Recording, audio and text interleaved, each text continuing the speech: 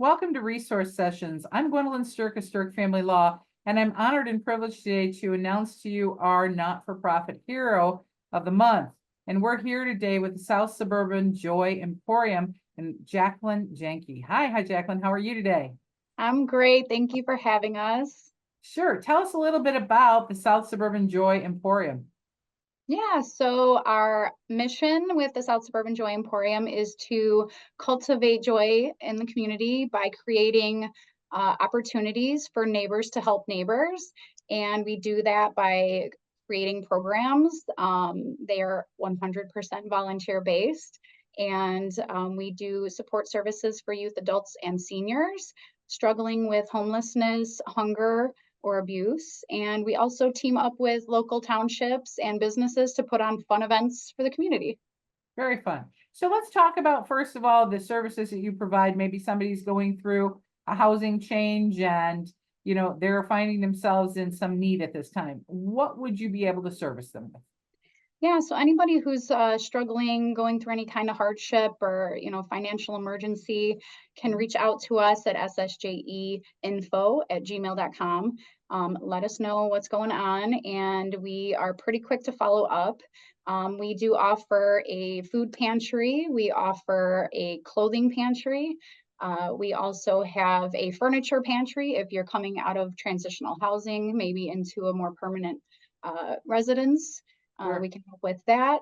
We do emergency outreach. So maybe you don't have a car and you need services right away. We can pack up a bag, come to you, bring food, bring a jacket, whatever you might need.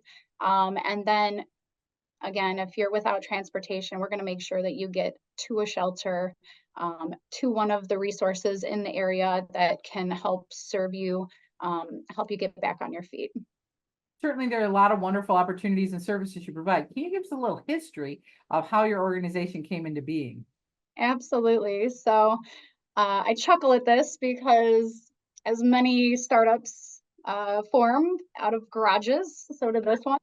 And I'm a realtor. I actually have been with Keller Williams Preferred out of Orland Park for about 7 years now. I was on leadership for the last 5 years, and a couple years ago, just coming out of COVID, me and a couple members of my team were sitting around and we were talking about our big whys and why we work so hard, why we push ourselves to make the big bucks and really do this. And a lot of people talk about wanting to support their families and put their kids through college, and my big why was always to take care of my mom. And unfortunately, during COVID, my uncle passed away.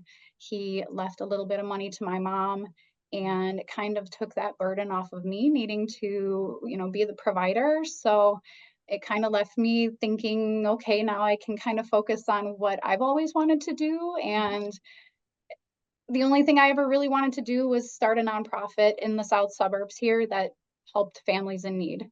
And I had been homeless in my early 20s and coming out of high school. My parents were going through a transition, getting divorced, and I was just in that kind of I'm an adult now mentality where I'm going to take care of myself. I'm not going to burden them. They've got enough going on. And Right? I kind of chose to be homeless until I could get back on my own feet.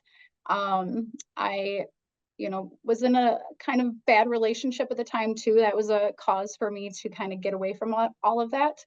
And I saw the struggle, the burnout rate of just calling 50 numbers, sitting on hold for hours, going into offices, sitting there waiting for hours and hours just to be told you don't qualify for this, you don't qualify for this. And things have changed a little bit, but not that much. There's still a huge burnout rate with people trying to find resources here in the South suburbs. So wanting to create an emporium where you can come and find any resources you might need for whatever hardship you're going through has always been top of mind for me. And when I started sharing that with the team at KW, there were a couple other women on my team who had a very similar vision and passion. And so myself, Eileen Herman, and Brady Wilkin decided to start Joy Emporium about 3.5 years ago.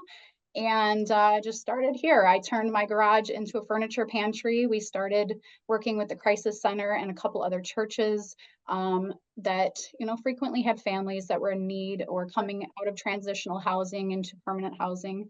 We started a clothing pantry in my guest room, and we were doing coat drives and delivering coats to homeless camps around the area.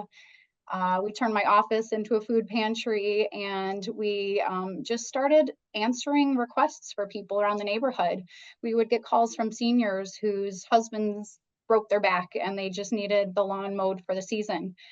We reached out to our network of friends and were able to get a lot of these things taken care of for free. We found a lot of professionals in our South Suburban area that have skills and have some extra time, and they want to be able to use those skills to give back. So everything from fixing a door to helping supplement maybe your gas bill for the month, because you've gotten a little behind. We've grown a lot in the last 3.5 years now. We became an official 501c3 2 Excellent. years ago, and we just started moving into our community center in January of this year. And we have grown into the space already, very Sure. much so. Right. Um, And where's your community center located? so it's in Midlothian, right on 147th and Kildare, right behind St. Stephen Church. Okay. And it used to be an old daycare there. So it's a great 4,000 square foot building. It has an amazing kitchen, dining room area that we're hoping to be able to start supporting some of the local shelters like Beds Plus with meals. So right now we're starting to reach out to volunteers to get meals prepped for Fridays and Saturdays for dinner. We're going to have dedicated meals for these shelters, so they don't have to worry about that anymore. We're going to also start kicking in for some of their breakfast shifts as well. Nice. And then we're going to start opening up meals at least once a week to the community so we can just start growing more community. There's a lot of people, I think, over COVID that got very disconnected. And Sure. there's a lot of loneliness. It's an epidemic of its own right now. And we just want people to start getting out, whether you're volunteering with us or you just want to come in for a meal or just to chat. Right. I We had see a that a friend lot. whose wife's passed, and going to that community center, not yours, but in a local community center, it really changed. That loneliness is really an issue. Yeah. And having that, and then before you know it, that person is giving back by volunteering for somebody else. And it really is that network that you grow, because everybody has skills no matter where they're at that they can do something. So that's fantastic. Now, you mentioned that you go out into the community and you sponsor some events with some local areas. Tell us a little bit about that. I'm curious about that. Yeah, so we've done a ton of outreach throughout the area here in the south suburbs. We have a fresh pop-up market that we do, our Joy Market. We did it at Bremen High School last fall a couple times. This summer we had a couple pop-ups, August, and we are doing another one actually this September at Eisenhower High School in Blue Island. So we typically pass out about $100 or $200 worth of fresh produce, high-end produce. And we also have our this December, we're doing a children's business fair out of Chicago Ridge. We teamed up with their park district because they are trying to form some more fun kids events. They're not doing the Ridge Fest anymore. So looking to, put some more things out there. And we were hoping to host this business fair. It was a perfect match. So we're going to be doing that at the Chicago Ridge Town Hall this December 7th. Super excited. We've already got 4 kids signed up. So that's going to be great. And like I said, we're always out just really reaching out to different neighborhoods, trying to see what the real need is. I've done a lot of volunteer work in the city, but the needs in the city are very different from needs in the That's correct. suburbs. Yeah. And a lot of people here may not have transportation. They may have a house, but they might not have a car to get to a food pantry even. So Right. a lot of what we do now too is we've merged our food pantry with St. Stephen. So we can offer delivery now for food in the area, which has been great. Like I said, there's just so many families in the area. Maybe they have one car and the husband's at work all day. So it's nice to be able to offer a ride or groceries. We've taken Absolutely. seniors to doctor visits even. So And whatever the need transportation is, is we a try to do. suburban issue. It is. It's different, much different from the city. I would agree with you. Yes. So, somebody's listening today and they're saying, hey, I have space in my life. I could volunteer. I could give back. I've got some skills. Maybe I only have money to give a donation. Where do they start if they're interested in getting involved with your organization? Check us out online or on Facebook at joyemporium.org or South Suburban Joy Emporium on social media. We're always sharing our events on there. There's all of our contact information there as well if you want to reach out to our hotline, or just again email us at ssjeinfo@gmail.com. That's really the best way to reach us. And whether you want to volunteer or donate, we're happy to have you. And, even if you're somebody that's in need of help, chances are you're going to love us and we're going to have you volunteering in the near future. So, And it's that network that you create. You're in need, but then you end up giving back. So what a great life story you have, because coming from that divorce world and knowing that the adult children there, it is true. It's so true that there's so many people affected in so many different ways by that family law process.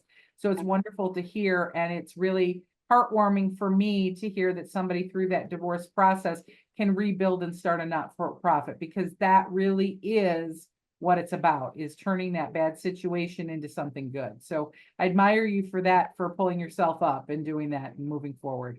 absolutely. I tell people, one of our biggest messages is we're trying to end the stigma around asking for help. Right, There's so many people out there that think that they're going to be a burden, that people are going to judge them, that they shouldn't get out there. They don't want to tell people what their story really is. sure. But we all go through hardship and all of us All have of tough us. times, and none of us get out of it alone. Right. I would have never gotten where I am if it wasn't for a couple of mentors stepping in to help me. And because of that, I've always wanted to pay it forward. And I see that from all the people that we help. I tell you, there hasn't been a single person that we've helped that hasn't wanted to come into the center and help us with our clothing pantry or organizing Right. or with our hotline. Or That's so right. it really does just keep growing from But there. it is so true what you say, that there's going to be a point in life when all of us hit rock bottom. It can be an illness that happens, those medical bills that can come out, a death in the family, a loved one. I have so many friends that are going through, those parents are getting older, and you've got that and the expense of it. But for the grace of God, go I for that next event. And we don't know what it's going to be. Today may be okay and tomorrow may not. But Right. then you can pull yourself out, and then you can make it better for somebody else. So we really appreciate what you do for the community. Thank you so much. Yeah, there's no shame in No asking for shame at help. all. No, ask for help and then you can give it back and do double what you brought in. When you give back, you also get those blessings sevenfold, in my opinion, and my belief system. So Exactly. And the any sooner of you ask for help, the sooner we can get out there and solve these 100%. issues for you before they get any worse. Yeah. That's right. Well, reach out. So we appreciate your time today, and thank you for sharing your wonderful organization. Thank you for this opportunity. We appreciate you guys very much as well. Thank you.